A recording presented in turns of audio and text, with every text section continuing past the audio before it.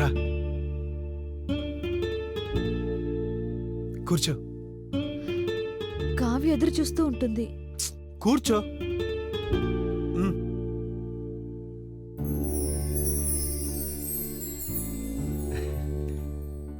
నిన్ను వెళ్ళిన దగ్గర నుంచి ఎదురు చూస్తున్నాను. కాదు అనలేకపోతున్నాను, అవును అనలేకపోతున్నాను. ఈ సందిగ్ధం ఎందుకు అర్థం చేసుకోలేకపోతున్నాను. ఈ అవార్డ్ ఫంక్షన్ రేపే.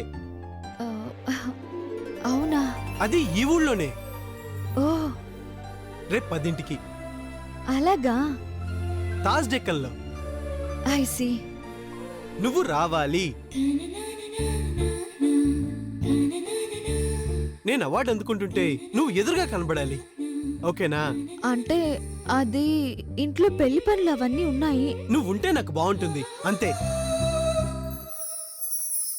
చూస్తాను, ట్రై చేస్తాను.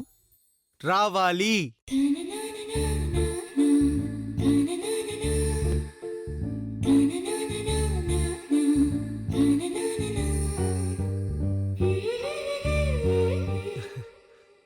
పద, కార్లో డ్రాప్ చేస్తాను. నేను ఆటోలో వెళ్తాను. నీ ఇష్టం. బాయ్. బాయ్.